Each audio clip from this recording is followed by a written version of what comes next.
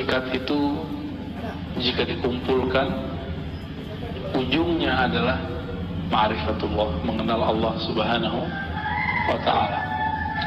Sebab hakikat yang akan kita bicarakan pada pagi ini itu bab ke-7 dan 8 tentang dunia, ya.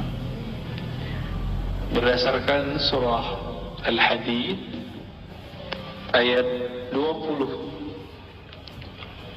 Rabbuna tabaraka wa ta'ala, Allah ta'ala berfirman, ya'lamu annama al-hayatud dunya la'ibun wa lahwun wa zinatun wa tafakhurun bainakum wa takathurun fil amwali wal aulad. Jadi ada pemberitahuan, ya'lamu, ketahuilah oleh kalian, hanyalah dunia itu, hayat, ya, kehidupan dunia itu, dunia secara bahasa artinya dekat atau rendah, dekat atau rendah, bisa juga diartikan hina, ya. Ngapain saja kita di dunia ini sudah dibuat dan gak akan keluar dari patron ini atau fitrahnya dunia. Apa itu? La'ibun. La'ibun artinya main-main, ya.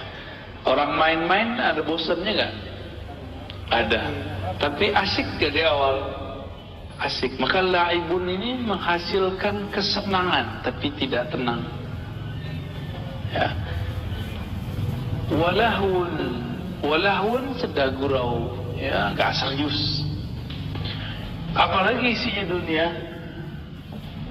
Wazinatun, perhiasan. Kita suka perhiasan gak?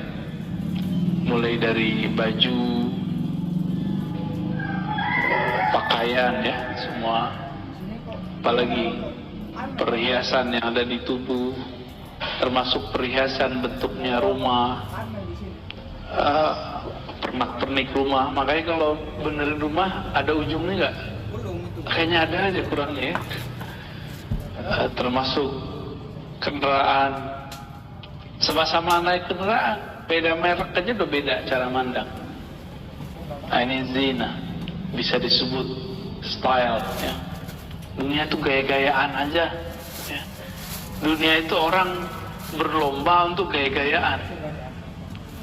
Maka orang yang hidup dengan style seperti ini, capeknya bukan main. Dan kita masih segar dalam ingatan kita. Ibu-ibu punya tas harganya sekian M, ya. Bapak-bapak punya jam, kan ada juga tuh, ya. Jam tertentu harganya ratusan juta, bahkan beberapa M. Jadi jamnya itu bisa beli Alphard satu. Itu zinatun, ya, lifestyle, gaya hidup, ya. Wa tafakhurun bainakum. Nah, sebelum masuk ke zinatun itu, teman-teman, mainannya, perhiasannya anak kecil beda nggak dengan remaja? Remaja beda dengan dewasa. Dewasa beda dengan tua. Sama, orang yang hidupnya sederhana beda dengan yang sedang, beda dengan yang kaya, ya.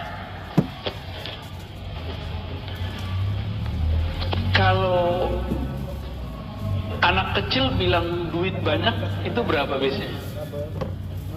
Kasih 10.000 udah banyak. Tapi kalau seumuran antum nih, walaupun cuma berapa orang nih, ini bilang banyak berapa, Pak? 1 M.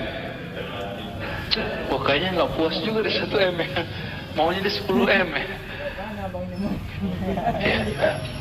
Sekarang bisa kita ngomong relatif, ya kan? Kalau anak kecil kan enggak. Kasih 10.000, oke, 20.000, seperti 100.000 udah berubah matanya. Maka zinatun, gaya hidup ini akan berbeda masing-masing orang, selera dia, ya. Anak kecil dikasih jam harga 25.000 bisa, ya. Kalau Bapak nggak mau kan, mending nggak pakai jam ya. Berapa? Kacamata aja ada stylenya Pak. Mulai dari harga 300 sampai 3 juta sampai ya puluhan juta, masya Allah. Ada aja. Jadi manusia emang zidatun. Jadi dari dulu sampai sekarang sama. Jadi manusia itu cuma beda peradabannya, tapi dalamnya sama. Nah, dia akan terjebak dalam urusan duniawi yang begini. Laibun, main-main. Coba lihat Pak, kerja itu kan kayak main-main. Berangkat, balik, bergaji. Apa udah gitu ya, tiap bulan, tiap minggu. Terbuat laporan, kalau salah jelasin, kalau kayak gitu aja modelnya ya. Tapi asik ya. Wa tafakhurun bainakum, dan saling berbangga-bangga dalam masalah apa tadi, zina tadi, perhiasan, gaya hidup. Ada orang gaya hidupnya baru fisik, tadi mobil. Anak kecil kan mobil-mobilan, kalau udah gede mobil beneran, motor-motoran dengan motor beneran ya. Itu gaya hidup. Dulu buat rumah-rumahan dari pasir, sekarang pengennya rumah beneran. Tafakhur, ada berbangga-bangga di situ. Kalau berbangga-bangga berarti ada lomba-lomba di situ. Tafakhurun bainakum, saling bersaing. Bersaing ini ada yang bersaing materi. Nah ini disebut takatsurun fil amwal, berlomba sifatnya materi. Tapi tafakhur, berbangga-bangga, ini bisa masalah gelar, posisi. Coba lihat orang-orang yang bikin partai di mana-mana, tidak hanya di negeri ini. Itu mereka sudah punya duit, sudah punya kekayaan, perusahaan, income yang dia cukup duduk aja, income-nya udah jalan. Apa yang kurang dari mereka? Dia tafakhur. Tafakhur. Nah ini yang dicari sama dia. Makanya ada pemilik perusahaan mana itu masih mau terjun politik. Apa yang dia cari? Dia nggak cukup jadi direktur, jadi komisaris, dia nggak cukup. Dia maunya kekuasaan yang lebih. Barangkali di saat dia berjuang di perusahaannya itu, dia terhambat oleh pemerintahan. Nah, dia pengen menguasai itu. Bisa jadi ya.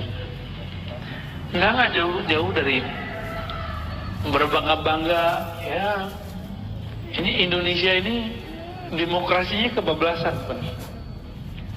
Orang bisa tengkar karena pemilihan RT RW, enggak? Sampai-sampai ya, beberapa berita kita lihat karena pemilihan kepala desa itu bisa main bacok-bacokan, bisa main sihir, sampai begitu. Padahal kan apa sih itu? Emang kalau kita jalan di jidat kita ada tulisan RT RW kan nggak ada kan? Nggak ada. Apalagi gelar-gelar keilmuan, gelar-gelar di masyarakat.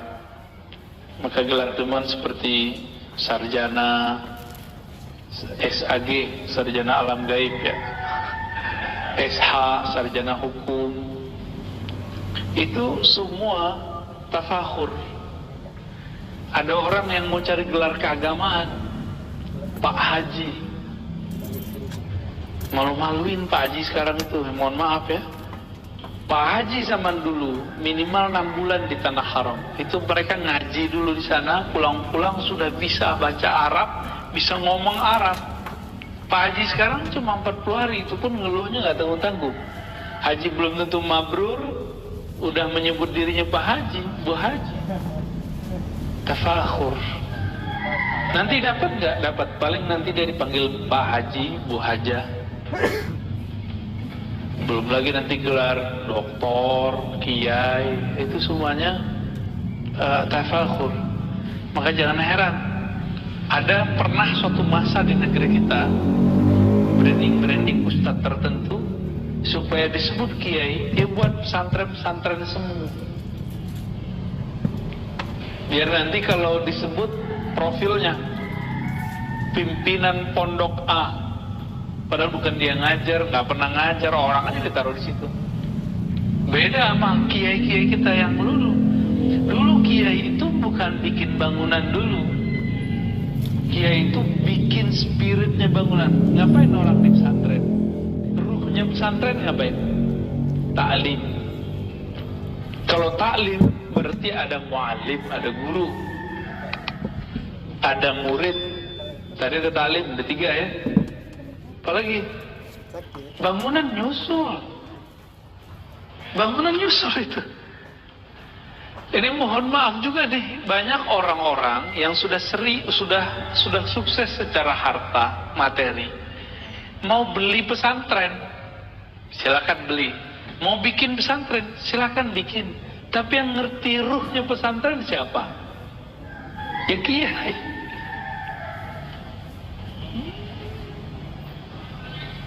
Akhirnya minta cari-cari kiai kemana. Emang bisa bikin pesantren comot-comot kiai begitu?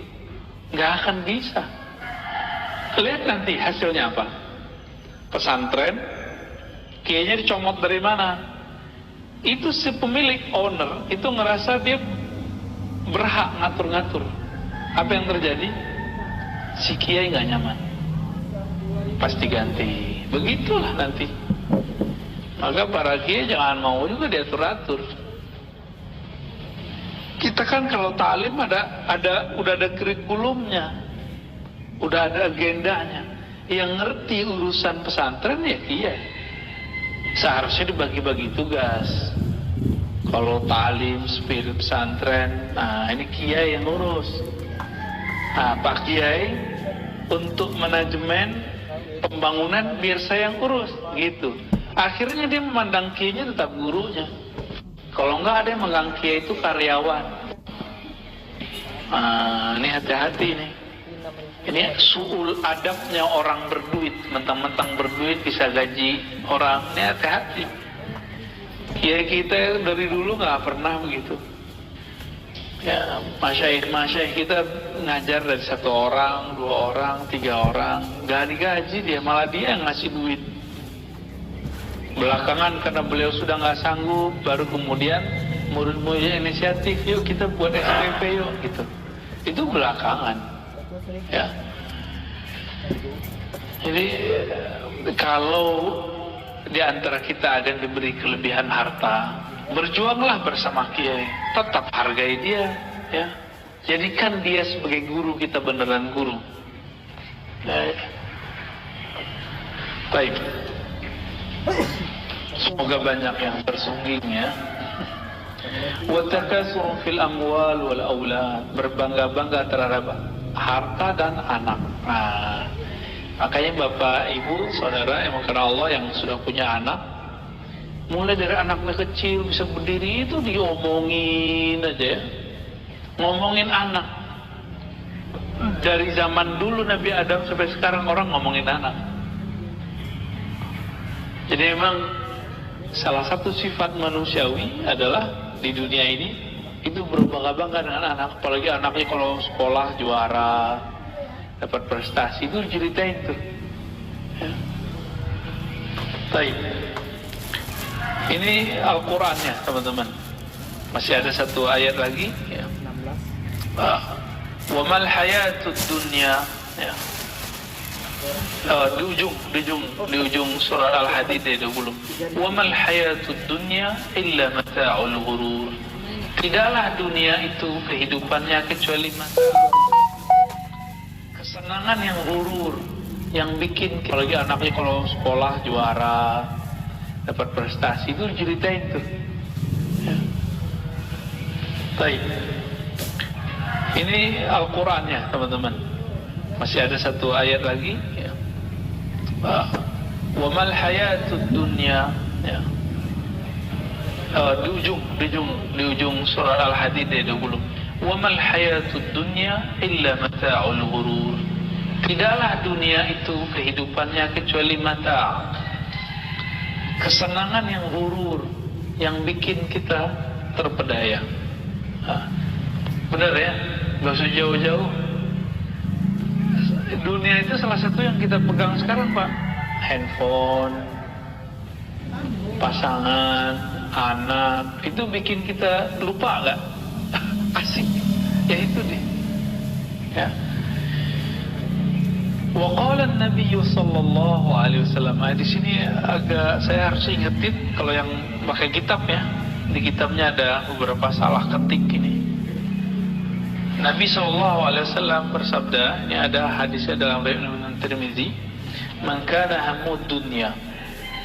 Orang yang himmahnya, visinya adalah kehidupan dunia, syattatallahu alaihi amrah.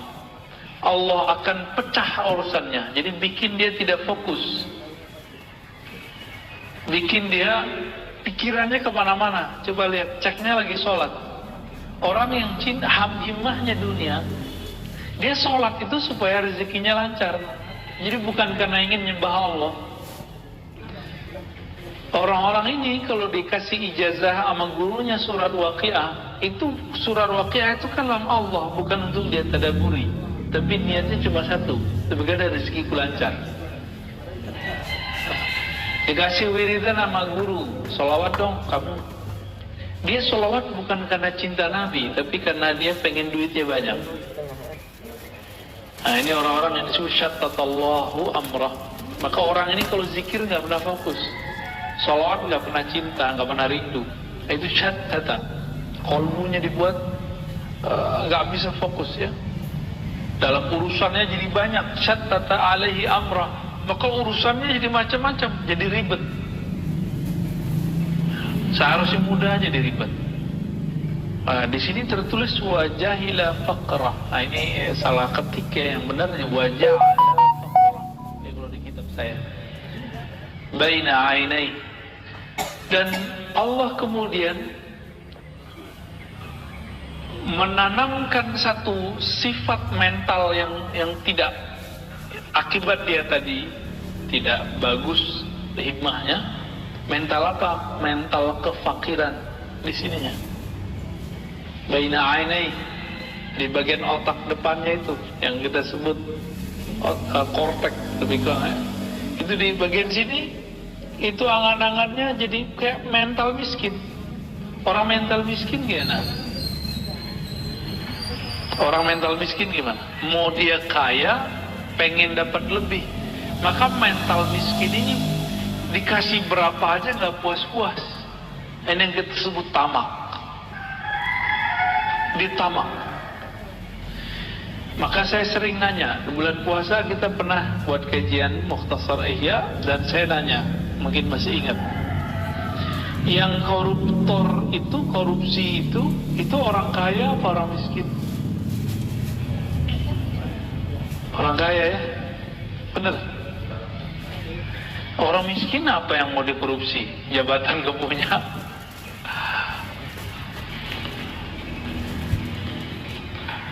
Jadi ada penyakit orang yang cinta dunia. Apa penyakitnya? Fakir, mental fakir, mental miskin. Jadi miskin itu penyakit mental kalau dalam ilmu kerohanian. Sedangkan kaya itu adalah anugerah yang dalam jiwa. Ya.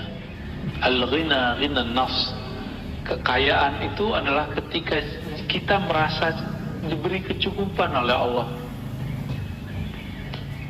Apalagi zaman COVID begini, orang-orang dia kadang masih dikasih kecukupan tapi ngeluh terus.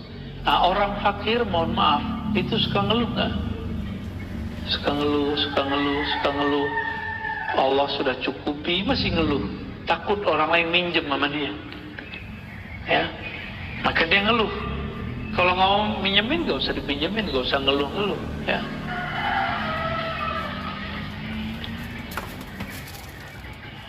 Walam ya'tihi minha illa ma kutiba lahu, illa ma kataba lahu. Dan Allah tidak berikan dia dunia kecuali yang sudah ditetapkan bagi dia. Berarti sebatas dia usaha, segitulah dia dikasih.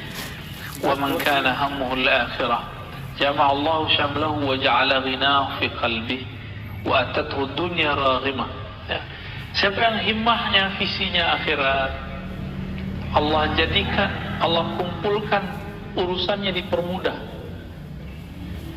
pikirannya pun jadi ringan, ya. Wa ja'ala ghinahu fi qalbi. Lalu kalau tadi kefakiran itu mental yang dari sini angan-angan, kalau ini kebalikan, orang yang himmahnya akhirat, Allah tanamkan cahaya namanya Al-Ghani di dalam kalbunya, sehingga orang itu punya rasa kecukupan, merasa cukup aja, cukup gitu. Jadi nggak ada ngeluh. Orang kalau berkecukupan, dia mengeluh nggak? Dia nggak ngeluh. Ah, ini dia. Wa atathu dunya raghimah. Lalu dunia datang kepadanya, ya seperti kita narik hewan ternak itu kan hidungnya bisa dikasih tali itu, ya. Terserah dia mau ngapain. Ini masalahnya bukan masalah kaya atau miskin, ini masalah mental, ya. Cinta dunia atau cinta akhirat. Wa qala sallallahu alaihi wasallam, man ahabba dunya adarra bi akhirati. Ya. Orang yang cinta dunia, maka dia akan merusak akhiratnya. Ini ada di riwayat Imam Ahmad dan Hakim. Wa man ahabba akhiratah adarra bi dunya. Siapa yang mencintai akhirat, dia akan mengorbankan dunianya. Wa kataba ba'dahu, apa lafaz berikutnya, ya. Fa'atharu ma yabqa ala ma yafna. Fa'athiru, ya. Maka dahulukan apa yang kekal terhadap yang fana. Yang kekal yang mana? Yang akhirat, ya.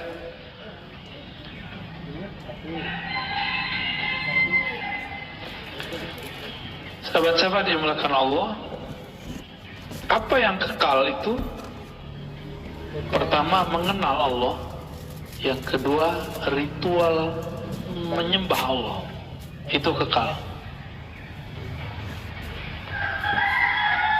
Pertama, mengenal Allah. Maka pertanyaan masuk kubur pertama kali apa? Masih ingat? Man rabbuk? Siapa Rabbmu?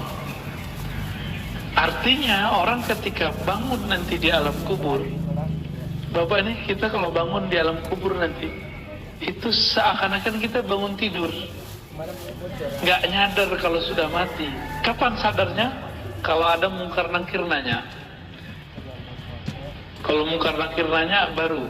Kalau di hadis Imam Nasai itu disebutkan, jika orangnya soleh yang bertanya ini wajahnya yang bagus. Kalau yang nggak soleh, wajahnya kayak pocong gitu, Pak. Jadi apa yang paling menakutkan dalam diri kita ntar datangnya seperti itu.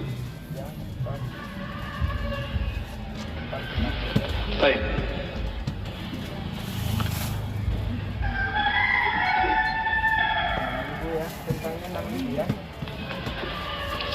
Namun sekarang orang mendahulukan ritual penyembahan daripada menyembah yang mengenal yang disembah.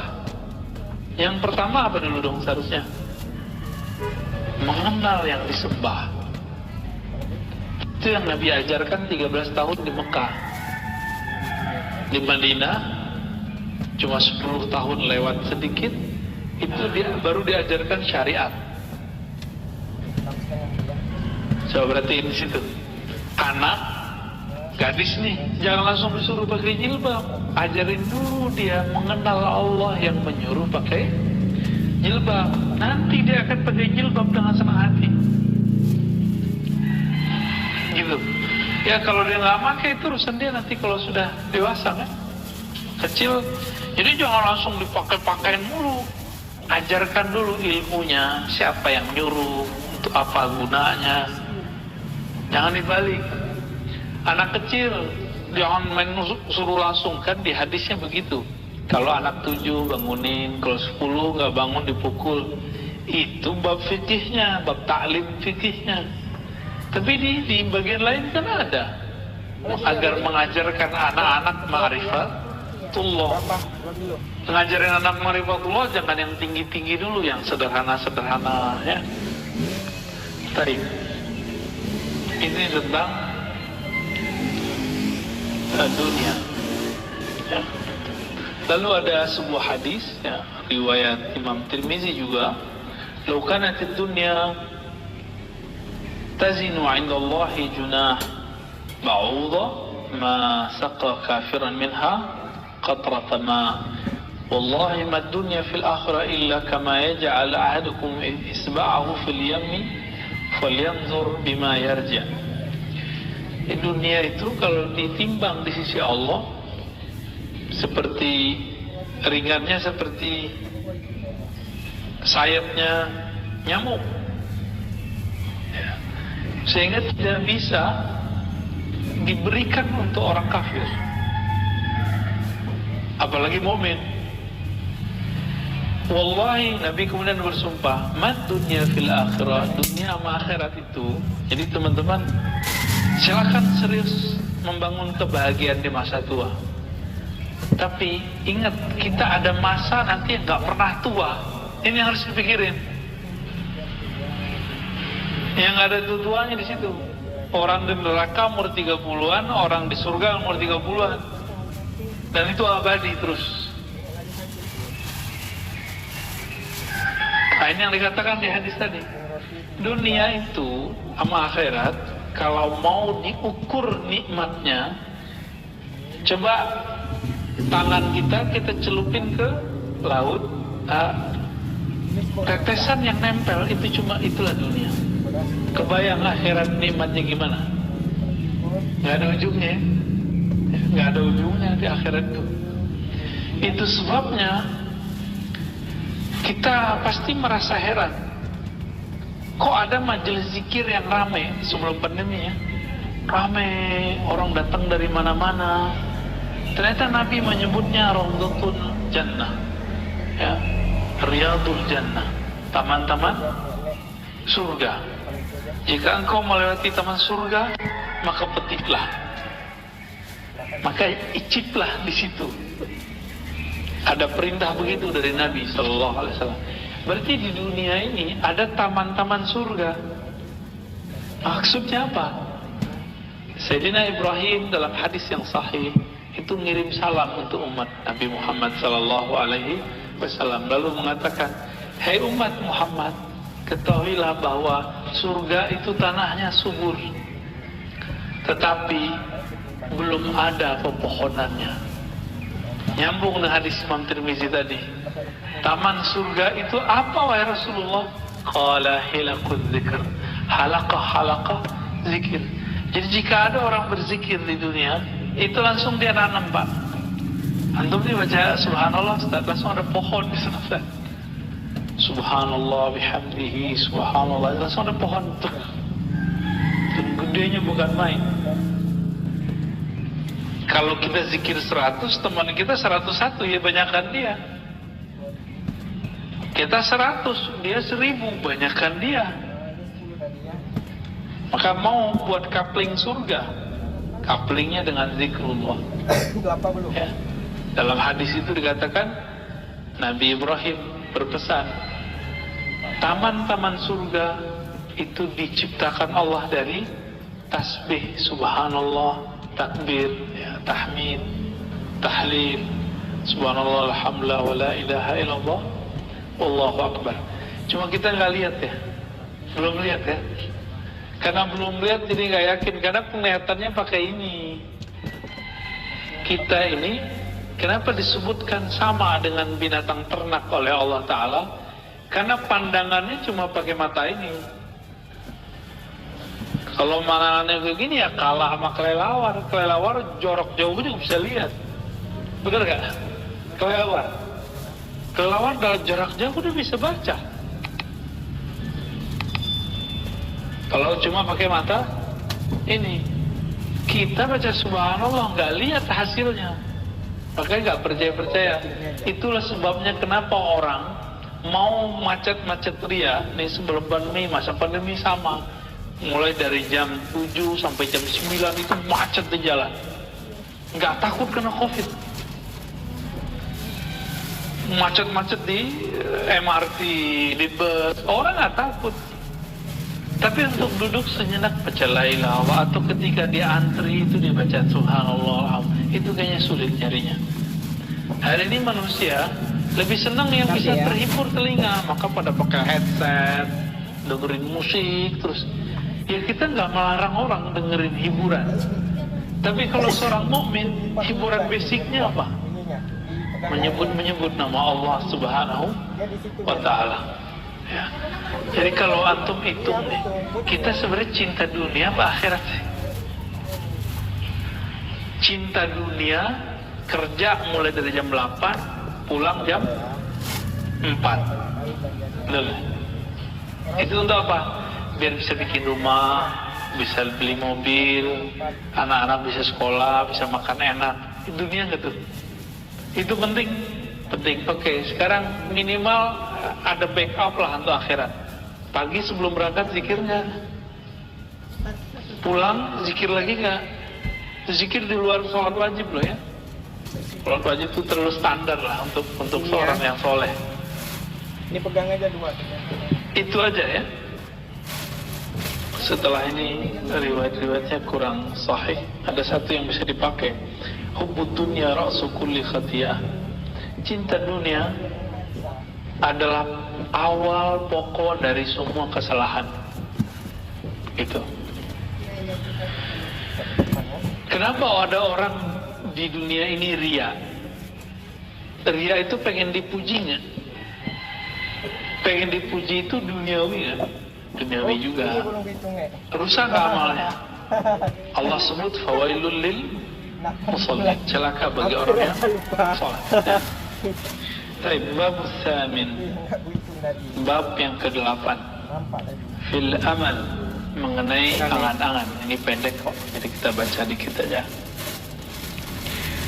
Kata beliau Imam Syamsuddin Ar-Razi, "I'lam anna al-amala huwa ar-raja."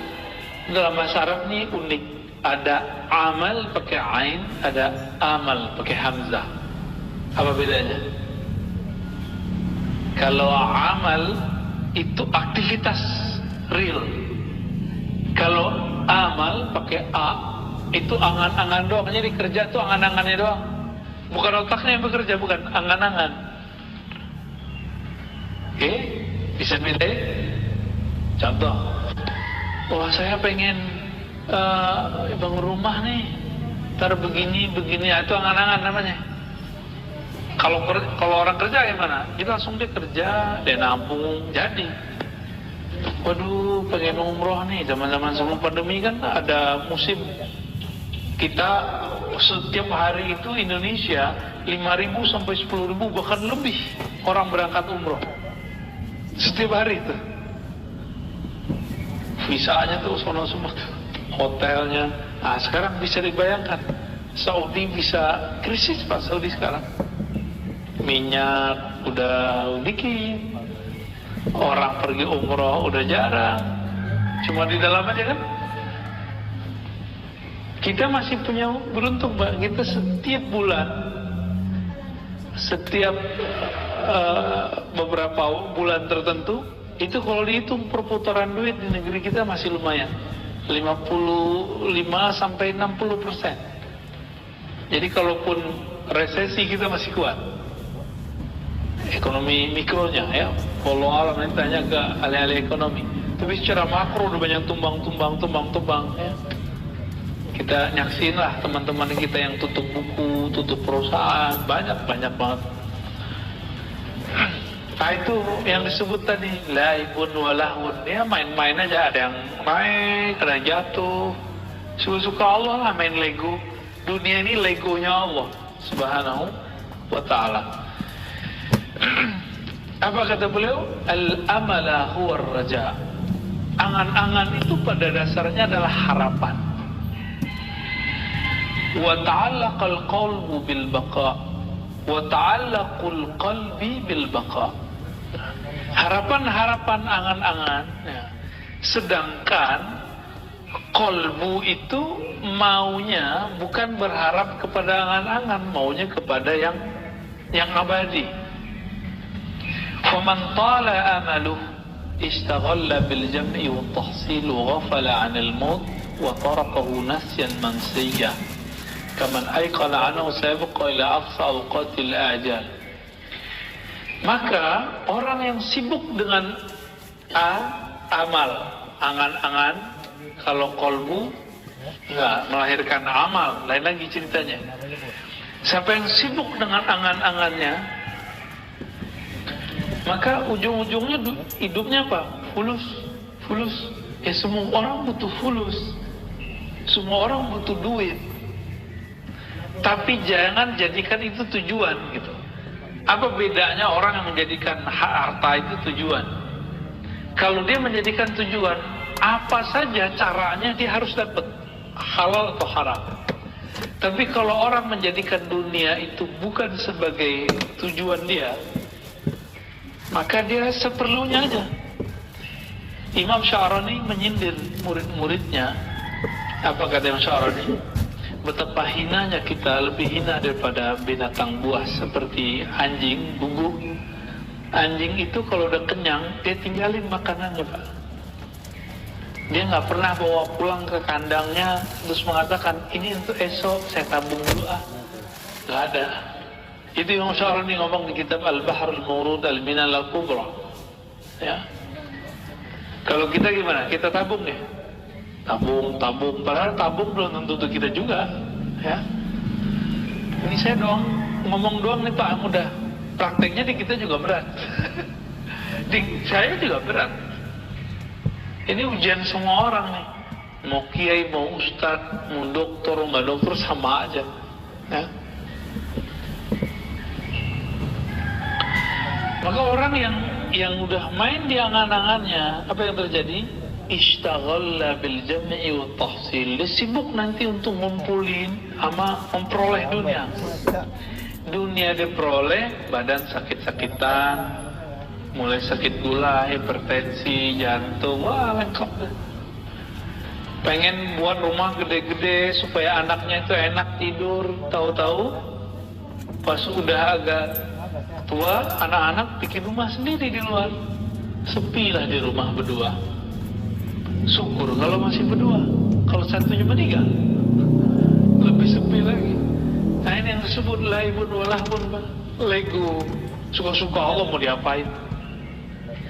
Kita kejar-kejar supaya nanti enak di masa tua, ternyata nggak enak. Coba tanya sama orang pensiun, tuh bapernya tinggi.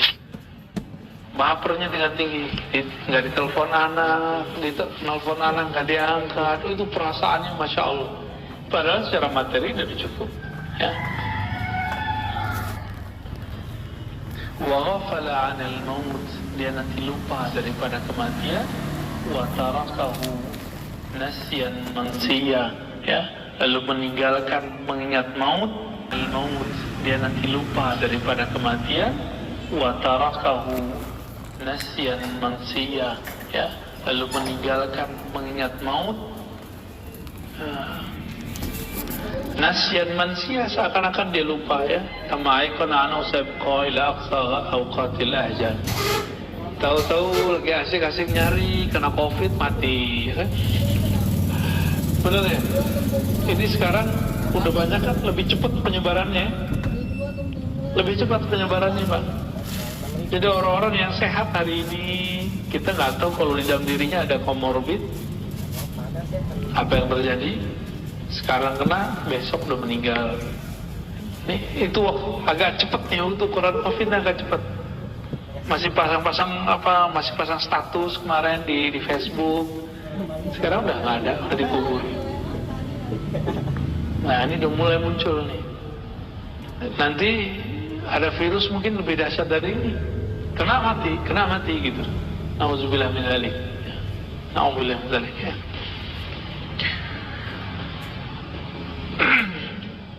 Ada satu hadis, maknanya ada dalam Sahihain, ya, ada dalam lafaz Imam Muslim. Yashib ibnu Adam Ini ketinggalan lamnya di kitab ini. Walam yashib minhu khuslatani al-hirsu wa tulul amal. Manusia beruban, rambutnya dari hitam memutih. Tapi ada dua hal yang tidak berubah dari manusia, enggak menua. Al-hirs, apa arti hirs? Semangat, keinginan ini dan itu. Ini mohon maaf sih. Laki-laki umur 30, laki-laki umur 60 itu nafsunya sama, Pak. Nafsu, kekuatannya beda. Ya, kemampuannya beda, tapi keinginannya tuh nggak jauh beda. Itu hirs. Laki-laki umur 30, 40, laki-laki umur 60, senangnya sama duit sama bersih, nggak jauh beda. Ya, itu hirs. Dan yang kedua apa? Tulul amal, panjang angan. Saya udah pernah cerita, guru saya ngajak murid-muridnya yang sudah berumur 70, paling muda 65, paling muda tuh. Jadi murid-muridnya rata-rata seumur sama beliau 80-an, 70-an, paling muda 60-an. Diajak belajar zikir. Apa kata murid-muridnya yang tua-tua ini? Abuya, Kiai, nanti aja kalau udah tua. Dia lupa kalau dia sudah tua. Karena keseringan ngomong dari umur masih muda, nanti aja belajar zikirnya kalau udah tua. Terulang. Dan saya dengar langsung, Pak. Ini belum lama, sekitar 3 tahun lalu lah. 4 atau 3 tahun lalu. Guru kita bilang, ayo belajar zikir yuk sama anak muda nih gitu. Apa yang terjadi? Saya kaget denger itu. Tuh, nanti aja tua Buya gitu. Di sana kan kalau Kiai panggil Buya ya. Beliau agak marah, agak kesel gitu. Apalagi nih kalian udah tua semua umur 60, 70. Kita juga kaget. Udah keriput, udah giginya udah jatuh semua lah. Temennya udah separuh mati, Pak. Itu majelis saya masih ingat, masa saya masih remaja dulu, itu majelis rame. Tersisa waktu kemarin itu cuma 15 orang. Dan mereka belum merasa tua. Benarlah kata Rasul kan, tulul amal, panjang angan-angan. Merasanya masih mau hidup panjang nih. Nah, di ujung kan kalimat disebutkan gitu. Aiqana annahu sayabqa ila aqsa awqatil ajal. Dia masih berpikir, dia umurnya masih lama.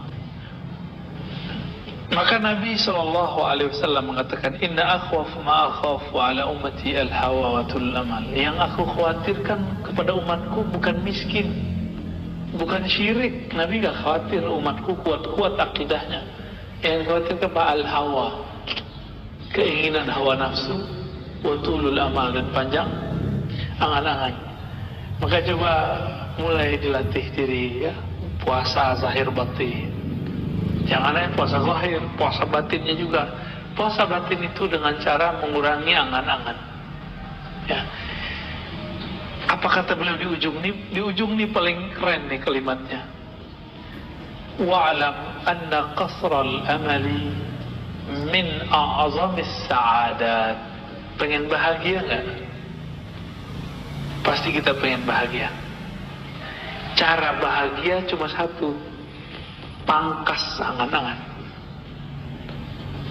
Jadi a'azam sa'adat, orang yang paling bahagia di muka bumi, orang yang dirinya paling tidak terikat dengan bumi, orang yang paling bahagia di dunia, orang yang kolbunya tidak nyantol ke dunia, sehingga dia bisa memangkas angan-angannya. Itu. Kita ngebanyol lah. Saya kan, teman-teman saya sekarang lagi naik-naik umur-umur sebelum 40 ini. Itu masa-masa lagi nanjak semua karir. Beberapa kawan saya ngomong ini, aku kalau nggak punya utang, itu kayaknya hidup nggak ada tantangan, nggak ada bergairah bekerja. Ngutang aja gitu. Jadi utang itu dijadikan sebagai cara supaya rajin nyari. Tapi coba rasa-rasain Pak, enakan hidup nggak ada utang atau nggak ada utang? Ada utang nih atau nggak ada utang? Enakan hidup yang mana? Hidup yang kredit atau yang cash? Secara kolbu nih kita nanyanya, bukan secara semangat nyari. Pasti kita pilih yang tidak berutang. Cuma teman-teman kita pengusaha buat kaidah hadis pengusaha, hadis at-tajir, apa kalamnya, inna dain minad din. Berutang itu bagian dari agama katanya. Berutang bagian dari iman. Jadi mereka itu agamanya agama mencari hidup itu dengan cara berhutang dulu. Itu konsep hidupnya, ya. Ya terserahlah, silakan dilalui hidup begitu. Tapi Nabi SAW, kita lihat baginda Nabi SAW menghindari hutang. Beliau daripada menghutang lebih baik menggadaikan salah satu baju zirah, baju tahan bacok itu ya, yang pelindung ketika perang. Dan beliau memilih menggadaikan. Ini saya nggak nyuruh antum menggadaiin ya. Kalau antum kan udah ngutang gadain lagi. Jangan, nggak ada duitnya, jangan. Tapi kalau terjepit, Nabi menggadaikan. Kepada siapa Nabi menggadaikan? Kepada orang Yahudi. Ini bukti bahwa boleh interaksi dengan orang-orang Yahudi dalam unsur duniawi. Ya. Nah, itu Nabi SAW. Ternyata Nabi berdoa, ya Allah lindungi aku daripada ghalabatud-dain, belenggu hutang, dan qahrul rijal. Ya, qahrul rijal ini tekanan orang yang menekan, ya mungkin debt collector dan sejenisnya itu. Jadi Nabi sudah melakukan itu. Maka teman-teman coba wiridkan itu jadi doa. Gak usah pakai bahasa Arab, pakai bahasa Indonesia boleh. Tapi kalau Arabnya, Allahumma a'udzubika min ghalabatid-dain wa qahril rijal. Minimal sekali sehari aja. Ya Allah lindungi aku, jaga aku daripada belenggu hutang. Kalaupun berhutang tapi tidak membelenggu gitu. Amin ya rabbal alamin. Akhirnya itu teman-teman, kalimat inti di kitab ini ada di ujung tadi. Jika ingin bahagia, maka pangkas angan-angan. Jangan banyak pikirkan dunia. Jalani aja hidup di dunia. Kerja ya kerja, tapi jangan nyantol hati pada tempat bekerja. Baik, semoga kejadian ini diberkahi oleh Allah, diridhai oleh Allah Subhanahu wa taala. Kita dijaga kesehatan, kita tutup dengan baca doa penjagaan diri. Na'udzu bikalimatillahi tammati min syarri ma khalaq. Na'udzu bikalimatillahi tammati min syarri ma khalaq. Na'udzu bikalimatillahi tammati min syarri ma khalaq. Ya Allah, kami minta perlindungan dengan nama-namamu yang maha sempurna dari keburukan semua makhlukmu tanpa terkecuali virus-virus yang berkembang di bumi ini. Bismillahirrahmanirrahim. La yadurru ma'asmihi syai'un fil